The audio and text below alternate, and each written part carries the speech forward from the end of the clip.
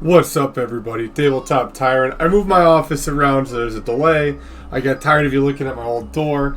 And, without further ado, we're here for the Dwarf Army Breakdown. Wood Elves are next, and then I take my pause.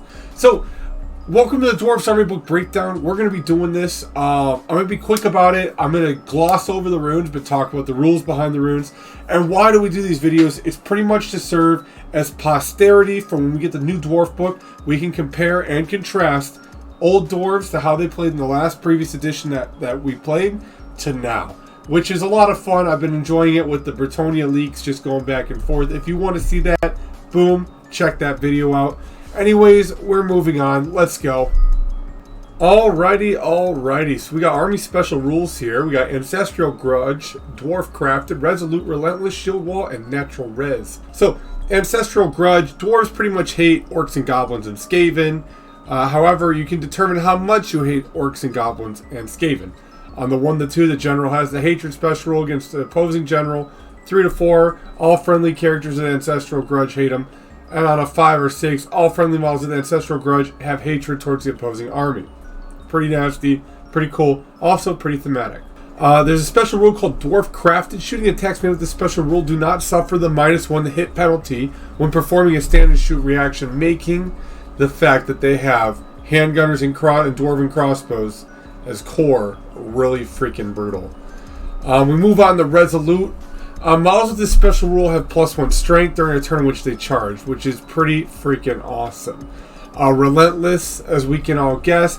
Units composed of models with this special rule do not need to pass a leadership test in order to march within proximity of enemy units. So most other armies have to do that. They do not. They don't care. They're like the Death Guard in a sense, like with that just slow, inexorable moving. Shield Wall. Now this is a really cool special rule personally, in my personal opinion. All models of this rule add +1 to their parry save. Note, this applies even if the unit is charged and already in close combat. You could stack that with your actual parry save and have a 5-up parry save, which is pretty disgusting. And then Natural Res. When a Dwarf army attempts to dispel, add 2 to the roll. However, if you're fighting with a wizard along your side, like say Storm Magic or something, you lose this benefit. So, on to the next.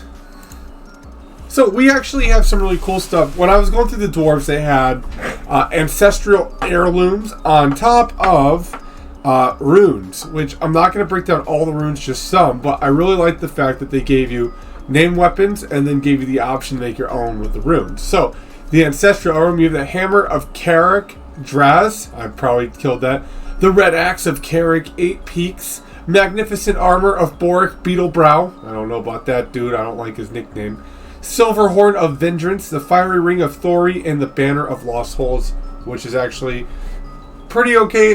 We'll talk about that one. The Hammer of Carrick Draz, 65 points, +3 initiative when attacking enemies who suffer any unsaved wounds are reduced to initiative 1 until the end of the close combat phase. Really good way to make someone at initiative 1. However, I don't see the point in it, because if you're attacking first, they're already attacking second. I don't know. That's just, for me, it didn't make sense. The Red Axe, 50 points, reroll to hit and wound against Orcs and Gobs or Skaven. Also, you gain Terror, which is pretty good. Magnificent Armor of Boric Beetlebrow, 60 points, 2-up armor save, 3-up ward save against all strength 6 attacks or higher. Pretty cool. The Silver Horn of Vengeance, 45 points, and 1 use only, can start at the beginning of any friendly turn. The wielder and the friendly units in the 6 inches have a devastating charge until the following turn. Additionally, the Blower of the Horn gains fear against elves, high elves, and wood elves. So if you're an elf, get wrecked. The Fiery Ring of Thori, 35 points. Bear has a strength 4 breath weapon with flaming attack special rule. I think that goes without saying. A breath weapon with flaming attacks makes sense. Now here is something that could have been awesome. Every time I read these banners, I get stoked. Banner of the Lost Holds, 100 points.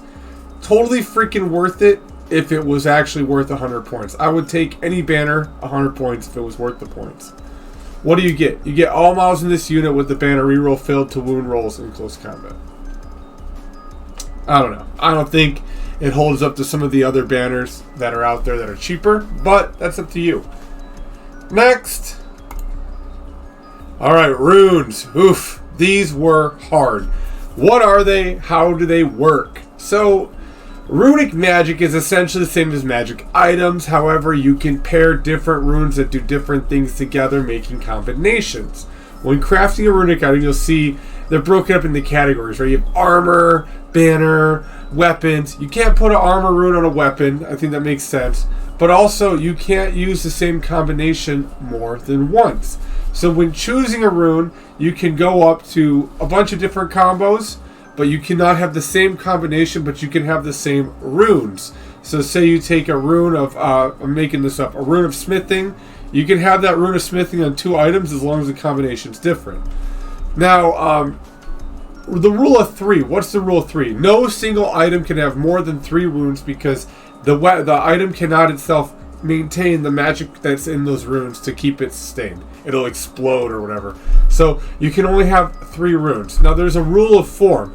You must keep your rune to the respective piece of gear. We covered that earlier, so you cannot put a weapon rune on an armor rune or on your artillery runes. And then finally, last but not least, you have the rule of pride. So no more than 1 item may have the same combination as we talked about, but then we use that rule and roll into the jealous runes, where master runes may not be used more than once, or combined together with other master runes, at least on the same battlefield.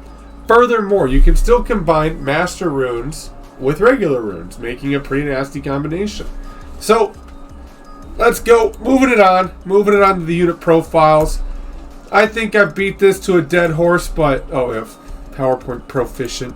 I think I beat this to a dead horse, but 25% minimum core, special up to 50, rare up to 25, not to exceed. So, I think that's going to change with this new edition.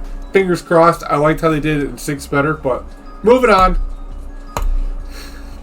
Alright, so we got some core units. We're back down to the skimpy ones because this is an 8th edition book. Dwarf Warriors, 8 points per model, unit size 10 or higher, strength 3, toughness 4. These dudes can take a hit. Like I said, they reminded me of the Death Guard for the Heresy. Or even 40k maybe. They have the heavy armor rules, so the 5-up save. They can take great weapons for 2 points, but I would capitalize and pay the extra point for shields because they have the shield wall special rule, making them pretty good. Dwarf Quarrelers are dwarves with crossbows. They're toughness 4 still, and ballistic skill 3, but... that's okay. I believe their crossbows have armor piercing, which means a Chaos Warrior goes from a 4 up to a 5 up. Pretty disgusting. And don't forget, they don't suffer that penalty for standing and shooting. So they're hitting you on 4s when you charge them. It's rough. Thunderers. So the Thunderers are like crossbow dudes, but with handguns. Same stat line, same tangent, same upgrades, except with the handgun, which is armor piercing as well as, I believe, being strength 4. Longbeards are 12 points per pop. They have the heavy armor and hand weapon. They do have the same upgrades as the warrior. However, these dudes gain immune to psychology and the old grumbler special rule. So what does it mean when you're an old grumbler? You're like that dude yelling at the kid stepping on your lawn, right? Provided it's a special rule to non-fleeing dwarf units within 6 inches of a unit of longbeards, and they have the ability to reroll failed panic checks. So kind of cool. I don't really see it being too much of a hassle. I would just take the Dwarf Warriors for 8 points, keep it cheap. And honestly, if you're really being smart, you would just take Thunderers and Quarrelers and just fill out your core with just ranged weapons and just screw your opponent over. Next. Here we go. Special units. We got Hammers, Ironbreakers, Miners. Could they be the Miners? Oh, sure. I mean, they're like 3 years old. Miners, not miners. Slayers, Cannon, Gyrocopter, Bolt Thrower, and the Grudge Thrower. So Hammers, 14 points of pop, unit size 10 or higher. Great weapon, heavy armor. They take shields for 1 point. Also have the shield wall special rule, so why not? And then they can have a runic standard up to 75 points, which is disgusting. They have the Stubborn special rule and the King's Guard. What is the King's Guard, one might ask? If a Dwarf General isn't a Hammers unit, any member in that unit can accept a challenge on his behalf. Which means that they could go to try and block your general from doing something, and you could say, I'm going to take it on this dude, lose, and just wreak havoc on your army with my general. Really good strategy to use. Now, what is so good about these? Weapon skill 5, strength 4, toughness 4, 2 attacks, and leadership 9 base. These dudes are chief, in my opinion, if you're going to take a bodyguard unit for your general. That I would take them. Now we're moving on to Iron Breakers. 14 points a pop, 10 up unit size. They have the Grommel armor. That's 4 up armor save, pretty much chaos armor. Hand weapon, shield, and a runic standard up to 50 points. Weapon skill 5, strength toughness 4, 1 attack, leadership 10. And they have a special rule called the Shield Wall of Grommel. +1 to their parry, always, not just when they charge. So they always benefit from that parry save. Oh, sorry about that. I'm over here getting ahead of myself. They have the Cinder Blast Bomb, which is a range of 2 inches, 2 to 8 inches. I believe it's a small template, and it's strength 3 on the outside, 6 in the center, with armor piercing, and D3 wounds. Use an arty dice. If you misfire, you roll a D6. On a 1, you just center that thing on your guy, and he takes it. On a 2-up, if you misfire, it's just a dud. Nothing happens. So it's a pretty safe thing to take. Moving on to the good stuff. Slayers, and I believe the Miners. So I'll do the Miners. I wrote this in weird order.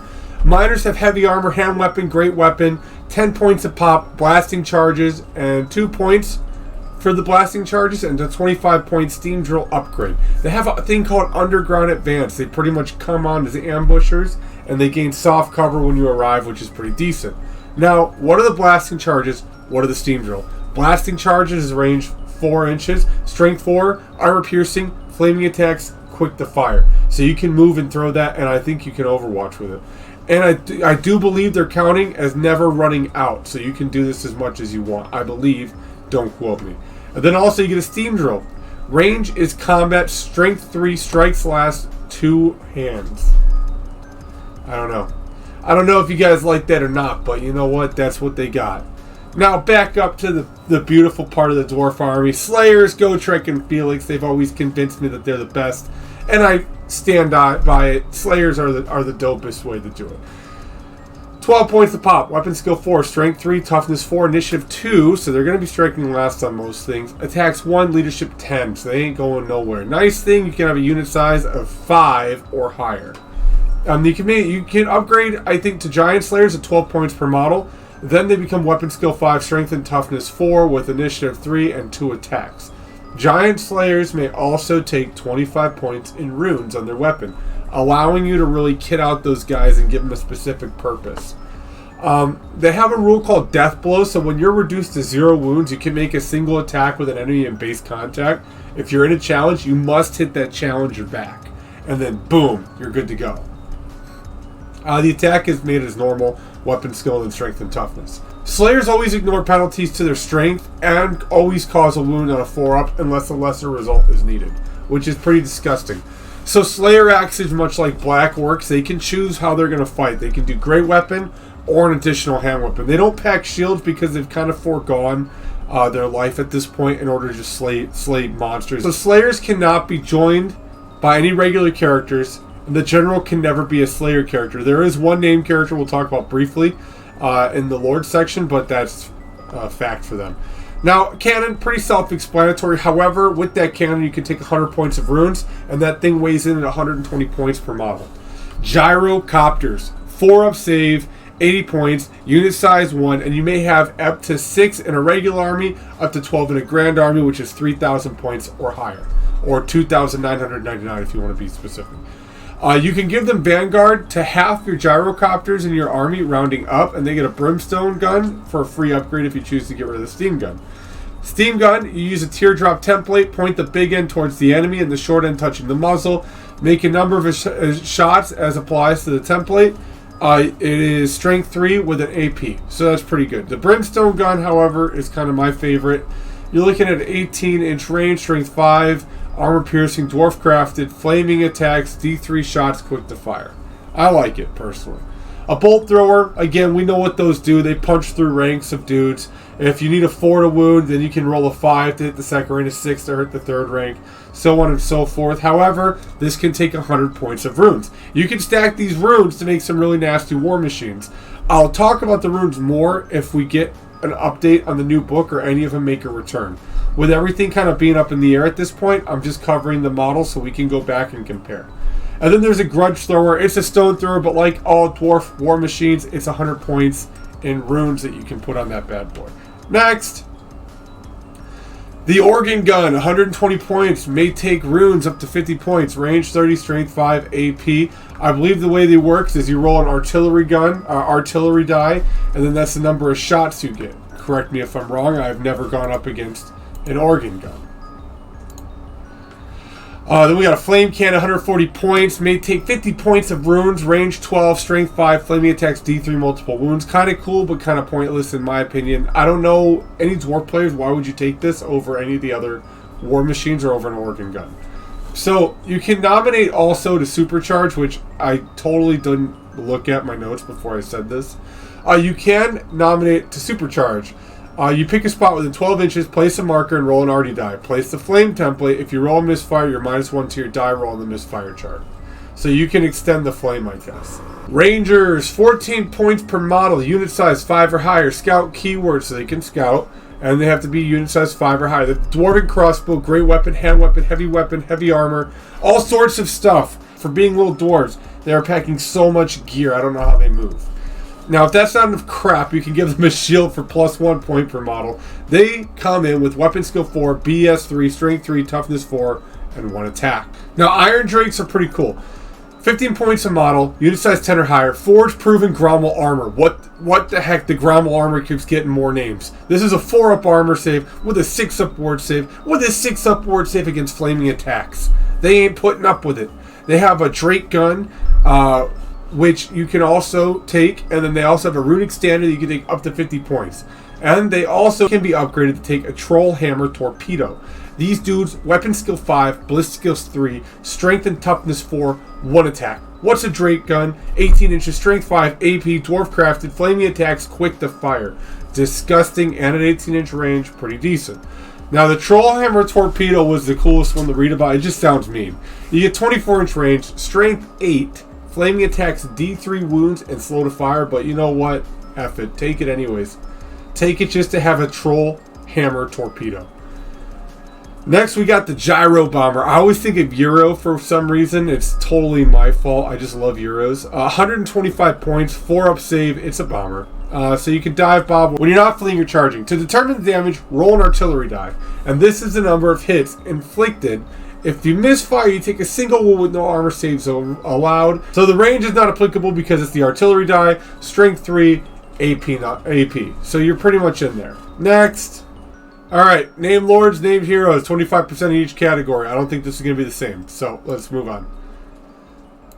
So you got Thorgrim Grudgebearer, Thoric Ironbrow, Ungrim Iron Fist, and Belagar Iron Hammer. Now, there's one we're going to talk about briefly. I won't go too much into it.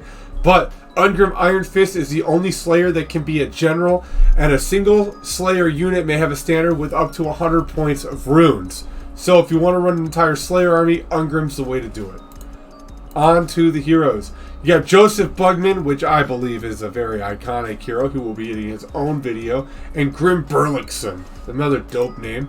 And now here we go. We got Lords, Thanes, Master Engineer, Rune Lord Smith, Forge Fire, all these special rules. Let's dive in. Lords and Thanes. Now you're looking for, I'm going to give you the stats for the Lord first, and the lower stat is going to be the Thane. Weapon skill 7 for the Lord, 6 for the Thane, 3 wounds for the Lord, 2 wounds for the Thane. Initiative 4 for the Lord, 3 for the Thane. Attacks 4, 3 for the Thane. The Thane can become a BSB, taking whatever amount of runic items you can put on it, I believe up to 100 points. Master Engineer buffs artillery, pretty cut and dry. Rune Lords and Smiths. Again, these dudes have weapon skill 6, 5 for the little, toughness 5 for the Lord, toughness 4 for the hero. Wounds 3, 2, initiative 3, and initiative 2 for the hero. The Forge Fire. Any unit joined by these dudes gain the AP special rule. Pretty disgusting. And then they have something called Rune Lore. They can attempt to channel a Dispel dice like any wizard as normal. And then finally we got the Demon Slayer and the Dragon Slayer. These dudes are intense. Again, you're just going to see a -1 in these, so the Demon Slayer's weapon skill 7, making the Dragon Slayer weapon skill 6. 3 wounds, 2 wounds, initiative 5, initiative 4, 4 attacks, 3 for the little Dragon Slayer. Now, what is the big deal? Why are they called? The Demon Slayer is actually really freaking tough. he makes demons re-roll successful ward saves. So if you're a demon player, you're really relying on those ward saves. You don't get an armor save for the most part. So the fact you have to re-roll that 5 up could be the life or death of something. Now, Dragon Slayers, I think, are pretty good for being a hero choice, too. When attacking a monster, gain D3 wounds on his attacks. So, every attack gets the D3 wound special rule. Moving on. Boom, boom, and boom. Summary. So, can you get any of these models? I believe you can get some through Games Workshop. I don't believe everything is in stock, obviously. You can always hit up the Fire Slayer range if you want Slayers, because I believe those are what they are now. But, again, don't quote me. I'm not super familiar with the Dwarves a whole lot. There are tons of STL files you can do, or you can hunt down the old kits on eBay or see around and shop around if anyone's got them. So a lot of old hobby shops that have been around for a while tend to have Dwarfs and stuff on their shelves and the old blisters. Maybe worth a check. Sorry that I had to go quick, but I'm trying to rifle through these to keep them under 30 minutes. So I hope y'all understand. Again, Old World's right around the corner. We just got to look at the Tomb King's box. Love the artwork. Love the blue. I think it's going to be an outstanding time. Everybody, thank you for your time. Thanks for chilling with me. Wood Elf Army Breakdown coming around next week. Peace.